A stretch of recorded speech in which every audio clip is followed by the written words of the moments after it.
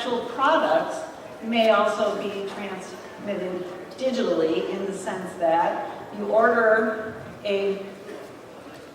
maybe a shirt or a piece of machinery from one country, and then it arrives as a bit of software at your doorstep, and you print it in a 3D printer. So it is actually possible today to transfer goods digitally in that way, and that probably will grow in terms of how we interact and how we trade goods. Another aspect, of course, is using digital solutions in the logistics aspect in order to make the logistics lower cost, faster, and more efficient. And again, the port is a big player in this, and we also know that UPS is also a leader here. And third, the online platforms that facilitate international business are also completely changing the way business is done. eBay and Alibaba are two great examples. And one great statistic to share, very interesting, that by using eBay, 90% of the commercial sellers export using eBay, as opposed to 25% of traditional small businesses. So it just changes the options, just very easily. In terms of Alibaba, I've interviewed many small and actually tiny companies in China that either have started to export early on in their development or actually started exporting as their business model. And again, that's without that e-commerce platform, that is just really much more difficult. So these firms, we call them born global firms, is a concept developed by one of my colleagues at Georgia State University, Dr. Cavaskill. These are the newest form of globalized firms, and we'll see more and more of them. Of course, in this process, Asia has taken to the digital e-commerce platform in droves. It is kind of one of the centers of this development. So people, companies, universities, and others seem to see this as a natural way of doing business. So for example, in China, the consumers have begun to lead the economy in online purchases. So the access to same-day delivery, for example, in China makes us all jealous, right? We want same-day delivery too, and it's coming. Or at least Amazon is certainly working on it. In the process, the backfill of needed infrastructure in China has also become a boon to that economy. So if you don't have the logistics to make it work, that's a business opportunity, and so that's being filled. So in general, digital e-commerce solutions assist all types of firms and all types of people along the value chain. So consumers without access to goods and services in the past increasingly have tremendous access. So in a way, it levels the playing field, which means it also alters the competitive landscape. So I look forward to hearing from our four distinguished speakers about how they're fitting into this new digital world, and look forward to our discussion and questions afterwards. Thank you. Thank you, Jenny. Good morning. I'm Kat Schweig, and I'm the Dean of the Coles College of Business. And it is absolutely our pleasure to be one of the sponsors of SAUPO, and I want to thank May for that opportunity. And I've got some faculty members that work very hard alongside May for this, and I want to say thank you to Swetis Neha at Dalila Borders, who work so diligently to help put this conference on. I get the pleasure of introducing each of our speakers, and I will do so before each comes up, and then each will be given about 8 to 10 minutes to share their ideas and thoughts, and after the four conclude, we will then have a time of question and answer. So please be thinking of the questions that you would like to ask. It is my pleasure to introduce our first speaker. Mr. Farooq Karthwari is the Chairman, President, and CEO of Ethan Allen Interiors, and has held that position since 1988. He has received several recognitions, including being included in the American Furniture Hall of Fame, the Outstanding American by Choice Award from the U.S. government, the National Human Relations Award from the American Jewish community, and he was also recognized by Worth Magazine as one of the 50 best CEOs in the USA. Please join us, Mr. Karthwari.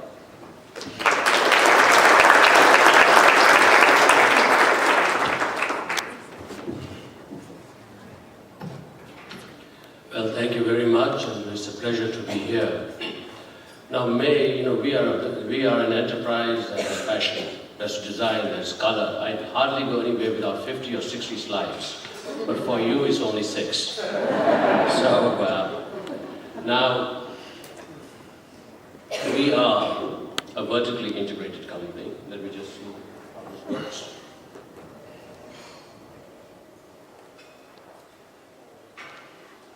Yes. You know, we've been around for now 83 years, actually. A vertically integrated company from the concept of ideas to design, to manufacture, to retail, to logistics. And this is a model that has worked for 83 years, but in the last few years, this whole digital economy we are talking about is positive and disruptive. And companies like ours have to manage it and navigate, and that's what we are doing. And what I will do today is really share what we are doing and its implications for, especially when we're dealing with the digital world in Asia. We are, as I said, we're a vertically integrated company. We make the products. We have been doing it for 83 years.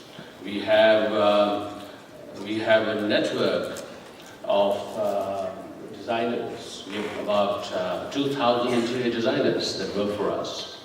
We have 300 design centers, 200 of them in North America, and 100 internationally, about 76 of them in China.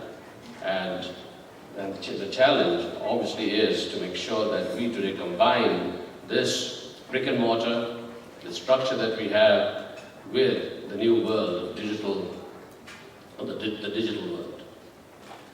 And the digital world really is something that, as I said, is a challenge, is tremendous disruptive, and a great opportunity. So we don't have an option. We have to make sure that we understand it. And really for us, the objective is to create a seamless experience for customers to interact with us online or in our design centers or stores. We have, over the years, now worked to provide one level of service, whether it is our web fulfillment system, we utilize our retail order management system. Anyone in our retail locations can provide order status to a customer, because today people want it seamless. It doesn't matter whether they are on a mobile, whether they go to our store, or they're on their computer. They want to make sure that it is a seamless experience. And that is a challenge for companies like ours, which have had this brick and mortar, 2,000 designers, and many other thousands working in our system. Now, go back. Okay, we'll leave that there. You know, we today, for one level of service, our web fulfillment system utilizes our retail order management system. As I said, anyone in our retail location can provide the status to an order. Our same system, if you're out of stock in the store, an item can be ordered to ship UPS direct to the customer. The customer you cannot tell them that our store experience is going to be different than their web experience. It is only in the last 5 or 6 years that has taken place. Many big enterprises in retail had 2 different systems, one for the store and one for the web. But today that's not an option. We have one logistics network. Our customers can order it in our stores or on our e-commerce. We established actually a logistics network in the late 80s, where we decided that, of course, in our business, furniture delivery and logistics is a very important element. And we deliver our products at one cost nationally in North America. We've established a lot of logistics to be able to deliver it in different parts of the world. Now, our challenge was that with 2,000 interior designers and our network of 200 design centers here, we had to make sure that we would create harmony, not a disruption, because just only 5 years back, our designers felt that e-commerce was a threat. Our retailers felt that e-commerce was a threat and perhaps we should not be doing it. Just 5, 6, 7 years back.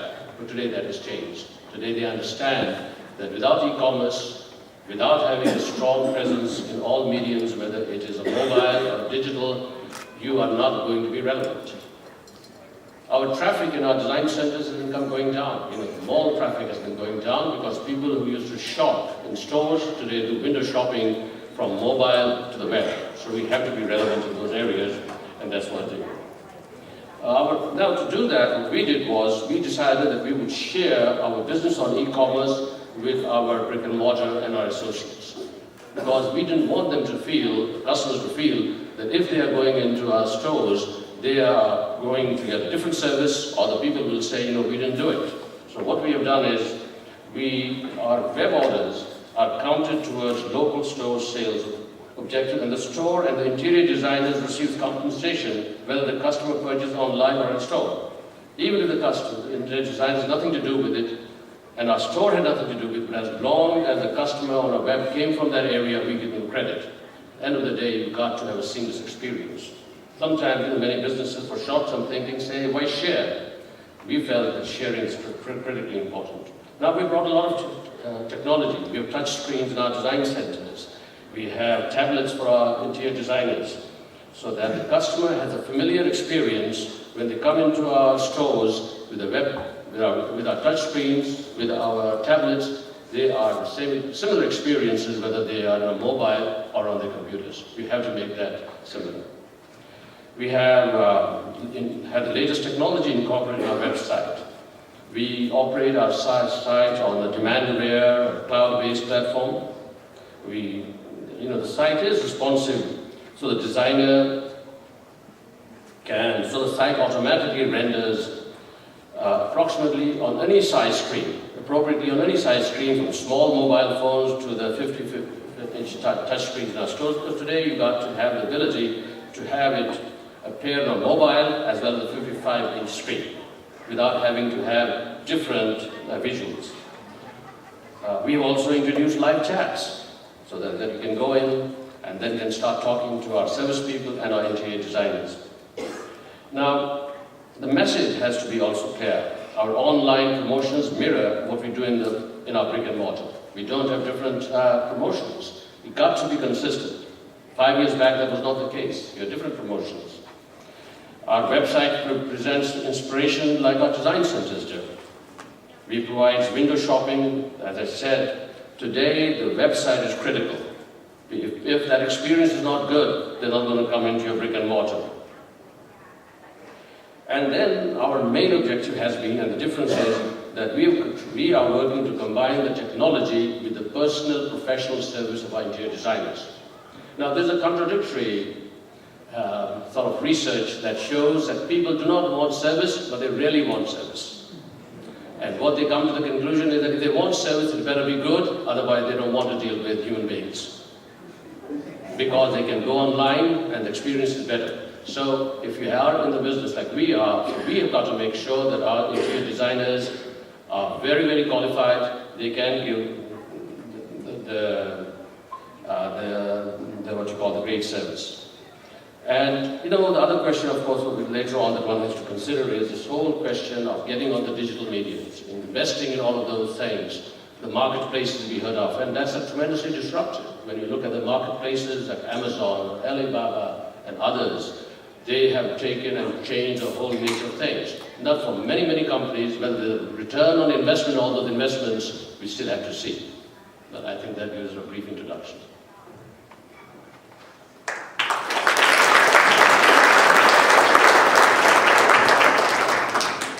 Thank you so much. Let me bring our next speaker up. It'll be John Copeland, who's project leader of international e-commerce at Delta. John received his Bachelor of Science degree in International Business from Auburn University. He also holds an MS in Finance from Auburn and an MS in Information Technology from the Walton College at the University of Arkansas. A native of Texas, Mr. Copeland has been with Delta Airlines for 10 years, working in revenue management, the Sky Miles frequent flyer program, and for the past 2 years, managing international strategy for Delta.com. Please welcome John Copeland.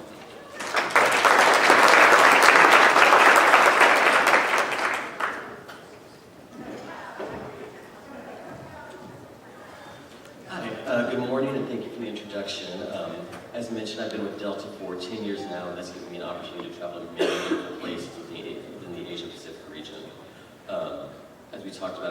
with e-commerce in the past 2 years, managing international strategy for Delta.com. For those of you who are not familiar with Delta, we are the second largest airline in the world in terms of passengers. We're based here in Atlanta, where we also operate the world's largest airline hub. On any given day, we fly nearly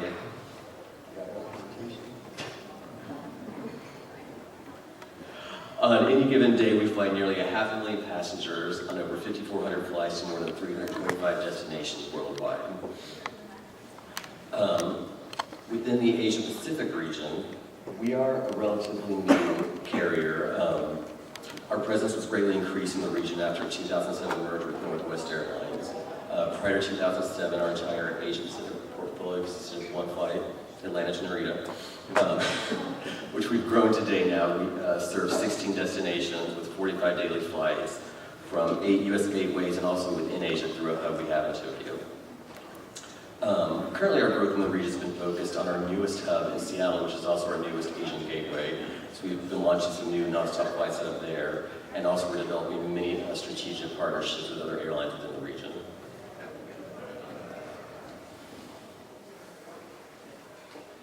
Specifically speaking to the role e-commerce plays, our goal is to elevate travel through innovative digital experiences, world-class functionality, and unparalleled service. We built our digital platforms around the traveler with many solutions to serve customers wherever they are in their digital journey. Our e-commerce portfolio consists of 9 distinct digital channels, each one playing an important role within that journey, with Delta.com, our website, being the primary channel of engagement for our customers. That's being our most comprehensive platform and offers a combination of both functionality and also rich content to help travelers throughout the entire process. We also have our mobile apps, which we support across 4 platforms, including iOS, Android, Windows Phone, and BlackBerry. And with 15 million downloads, that serves as our primary day of travel tool for customers. We also have a standalone iPad app, which we use primarily for trip planning purposes. At the airport, we support 2 additional digital channels, our in-airport kiosk, which assists customers during check-in, and also the gate information display screens, which assist customers during boarding. And again, once on board, we have 2 additional channels, our seatback entertainment screens, and also our Wi-Fi port, which keeps customers entertained and connected during the flight. And the last 2 channels we support are email and social, just for continued communication with customers.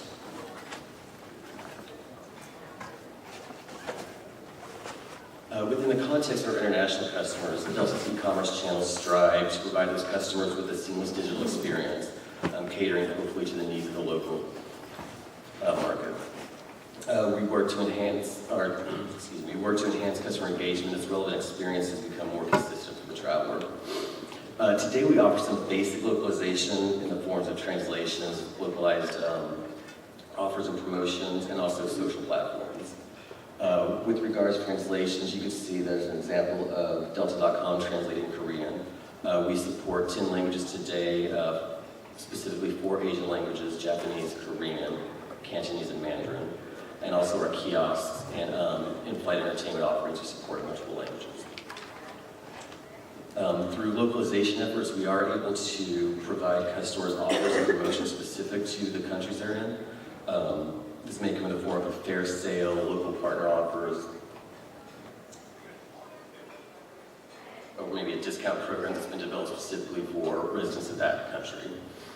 And we also interact with our customers through social media. So within the region, we do have a Japan-specific Facebook page and also a Japanese Twitter that serves as a customer servicing tool for customers throughout their journeys. And most recently, I believe just last week, we launched a WeChat account in China to support an ever-growing customer base there.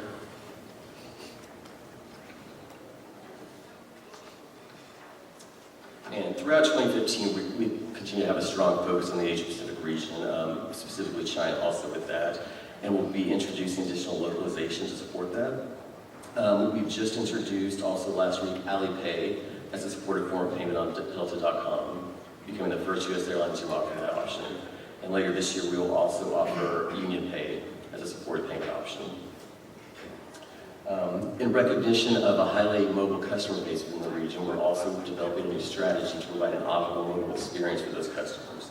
including translations of our mobile apps or mobile sites, and also adding relevant payment options via the mobile channels.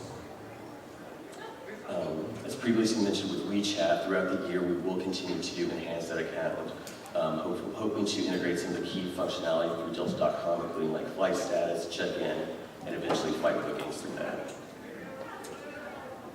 And finally, just in general, we continue to customize and localize our site, providing more regionally relevant, tailored content in an effort to provide more authentic customer experiences to those customers. Thank you.